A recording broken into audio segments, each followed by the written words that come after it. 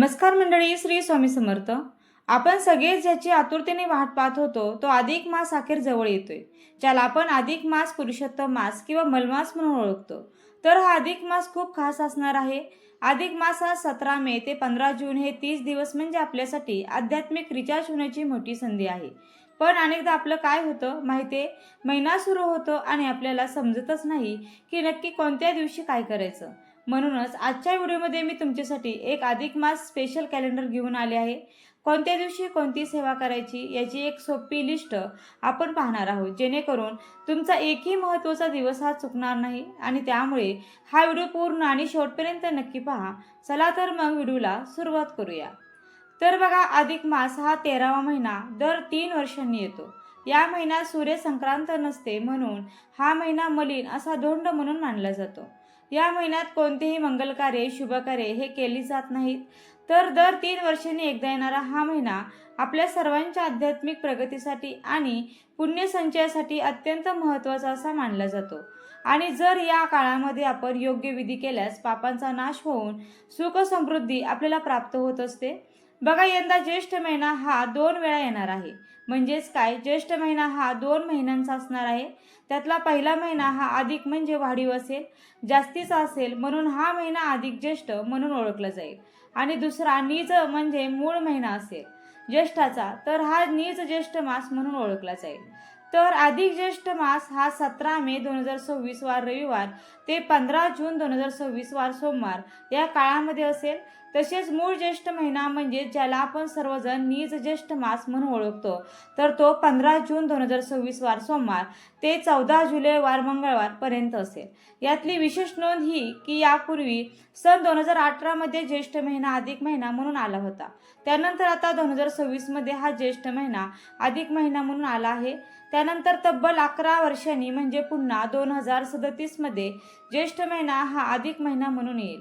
आणि या अधिक मासाला पुरुषोत्तम मास असेही म्हणतात. आता हा अधिक मास इंग्रजी कॅलेंडरनुसार सांगायचं झालं तर 17 मे 2026 वार रविवार या दिवशी अधिक मासाला सुरुवात होत आहे आणि 15 जून 2026 वार सोमवार या दिवशी संपत आहे. तर आता आपण अधिक मासाच्या महत्त्वाच्या तिथी कोणत्या हे आता जाणून घेऊया. सुरुवातीचा आठवडा म्हणजे 17 मे ते 23 मे. 17 मेला रविवार आहे. अधिक मासाची सुरुवात होत आहे आणि या दिवशी सकाळी लवकर उठून महिन्याभराचा संकल्प करा. तो काहीही असू शकतो. रोज एक अध्याय वाचणे किंवा रोज एका गरिबाला मदत करणे. त्यानंतर 21 मे 2026 वार गुरुवार या दिवशी गुरुपुष्यामृत योग सुद्धा आहे आणि हा गुरुपुष्यामृत योग 21 तारखेला सकाळी 6:05 सुरू होत आहे आणि रात्री 2:49 तो संपत आहे. त्यानंतर 22 मे शुक्रवार या दिवशी बागलामुखी जयंती आहे. शक्तीची उपासना करण्यासाठी हा दिवस उत्तम आहे. घरामध्ये लक्ष्मीची पूजा करणे आणि शक्य असल्यास सुवासिनीची ओटी भरा. यानंतर येतो या महिन्यातील सर्वात महत्त्वाचा टप्पा 27 मे बुधवार. या दिवशी आहे कमला एकादशी. अधिक मासातील एकादशीला अनन्यसाधारण असं महत्त्व आहे. या दिवशी उपवास करा आणि विष्णू सहस्रनामाचा पाठ करा. या दिवशी केलेलं दीपदान म्हणजे दिवा लावणे खूप शुभ मानलं जातं. त्यानंतर 31 मे रविवार हा दिवस ज्येष्ठ पौर्णिमेचा आहे. ज्येष्ठ पौर्णिमेचे धार्मिक महत्त्व मोठे आहे. विशेषतः अधिक मासातील ही पौर्णिमा असल्याने या दिवशी दान धर्माला विशेष फलप्राप्ती मिळते. या शुभ दिवशी घरातील वडीलधाऱ्या व्यक्तीचा म्हणजे आई किंवा सासूचा आशीर्वाद घ्यावा. त्यांना सन्मानपूर्वक एखादी भेटवस्तू किंवा फळ आणि दक्षिणा देऊन कृतज्ञता व्यक्त करावी. त्याचप्रमाणे आपण आईची ओटी देखील भरू शकतो.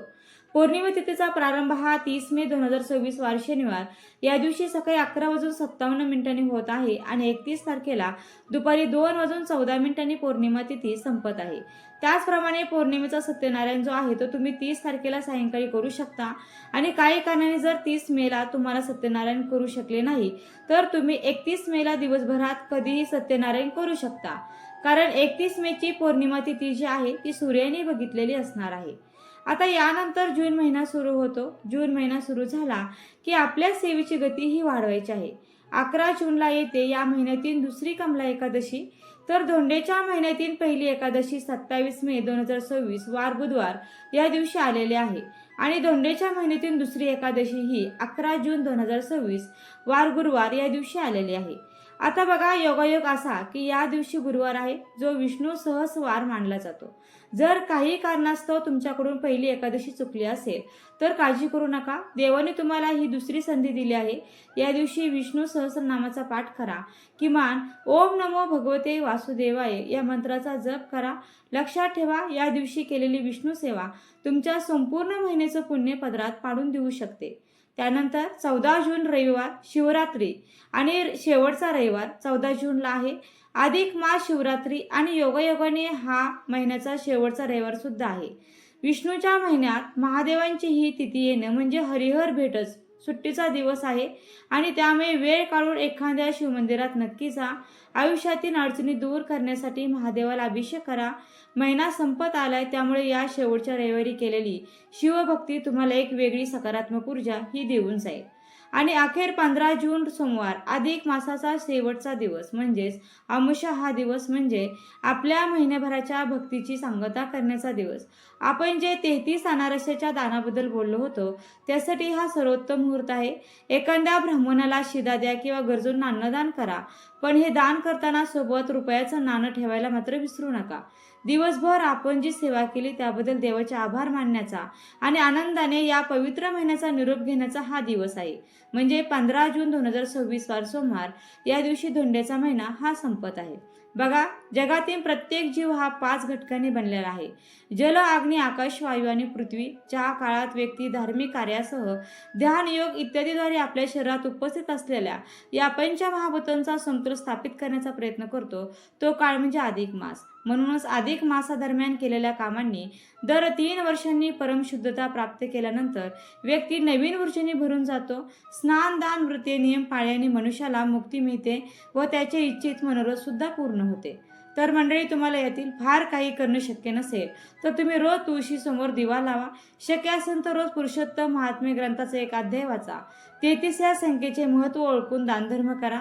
मुक्या प्राण्यांना अन्नदान करा. आणि या महिन्यामध्ये अजून सोप्या कोणत्या सेवा करता येतील याचा देखील व्हिडिओ आपल्या चॅनलवरती नक्कीच लवकरात लवकर येणार आहे, तो देखील पहा. तर कसे वाटले हे अधिक मासाचे कॅलेंडर? 17 मे ते 15 जून हा काळ आपल्या आयुष्याच्या सगळ्या सुख समृद्धी घेऊन येऊ ही स्वामीचरणी प्रार्थना करते. तुम्हाला काही शंका असतील तर मला कमेंटमध्ये नक्की सांगा. व्हिडिओ आवडला असेल तर व्हिडिओला नक्की लाईक करा आणि तुमच्या फॅमिली ग्रुपवर हा व्हिडिओ जास्तीत जास्त शेअर करा, जेणेकरून कोणाचेही महत्त्वाचे दिवस चुकणार नाही. व्हिडिओ शेवटपर्यंत पाहिल्याबद्दल अगदी मनापासून तुमची खूप खूप आभारी आहे. धन्यवाद. श्री स्वामी समर्थ. जय जय स्वामी समर्थ. रामकृष्ण हरी. जय जय रामकृष्ण हरी.